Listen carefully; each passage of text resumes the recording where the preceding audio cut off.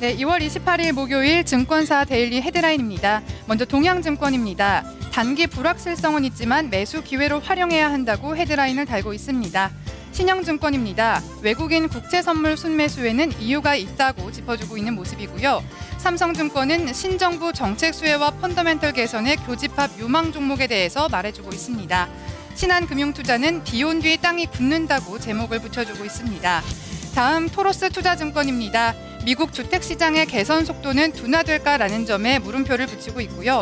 우리투자증권은 시야가 흐려질수록 펀더멘털에 초점을 맞춰야 한다고 강조하고 있습니다.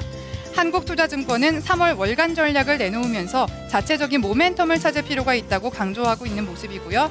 현대증권은 악재에 대한 내성과 증시 저평가 메리트는 유효하다고 짚어주고 있습니다.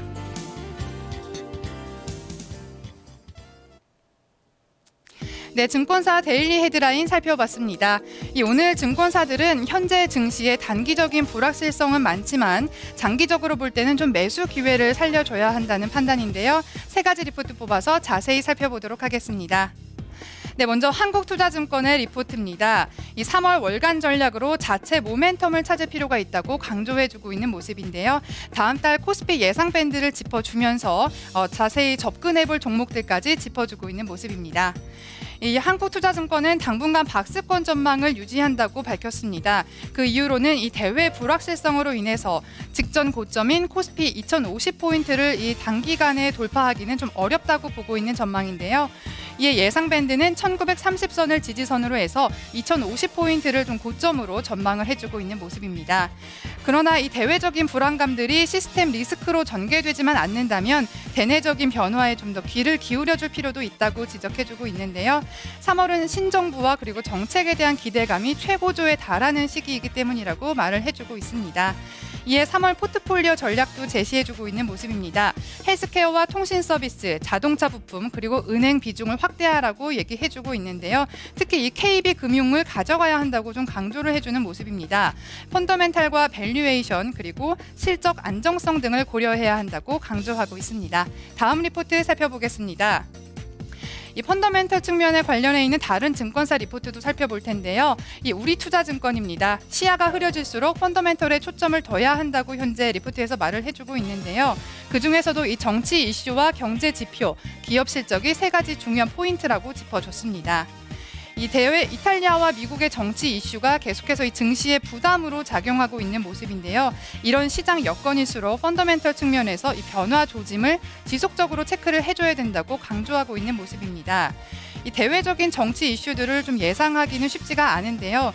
하지만 미국에서 2월 소비자 신뢰 지수가 시장의 예상을 크게 웃돌았을 때 이 미국의 증시가 반등했을 때를 떠올려 본다면 이 경기 회복에 대한 신뢰감이 높아질수록 이 정치적인 변수까지 좀 상쇄시킬 수 있다는 점에 주목했습니다. 이에 경제 지표 자세히 체크해 볼 필요가 있다고 보고 있고요.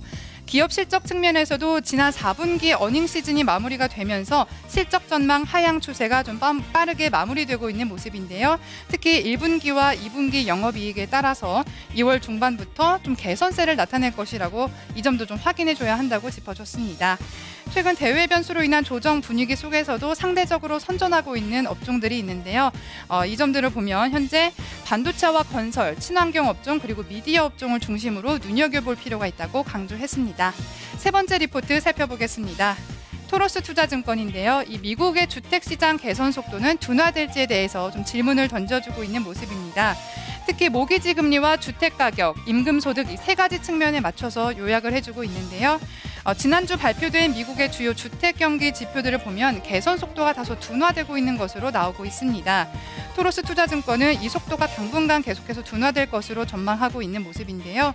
모기지 금리 상승 등 이 주택 환경을 둘러싼 이 나머지 이 변화 요소들이 좀 악재로 작용하고 있다고 봤기 때문입니다. 특히 모기지 금리는 상승세를 이어갈 가능성이 높다고 봤습니다. 경기 회복에 대한 기대가 나오면서 금리에 대한 상승 압력이 높아지고 있다고 보고 있고요. 주택 가격 역시 반등세를 지속할 것이라고 판단했습니다. 주택 재고가 빠르게 줄어들고는 있지만 반면 주택 착공의 증가 속도는 상대적으로 느리다는 점에 주목하고 있습니다. 세 번째로 임금소득을 보고 있는데요. 이 임금소득도 증가세는 다소 둔화될 것이라고 예상했습니다. 이 연초 이후에 재정절벽 협상이 나오면서 나오면서 소득세율이 인상됐고요. 또 향후 이 소득 증가의 개선이 어려운 시점이라고 보고 있는데요. 기업들 역시 당분간 이 고용 확대를 하지 않을 것으로 전망이 되면서 이 점도 이 임금 소득에 좀 불확실성 요소로 작용할 것이라고 판단했습니다. 이 요인들을 종합할 때 이 주택 구입 능력 지수가 반락할 가능성이 높다고 봤는데요. 향후 미국 주택 시장의 개선 속도는 다소 둔화될 것이라고 전망했습니다. 여의도 리포트 살펴봤습니다.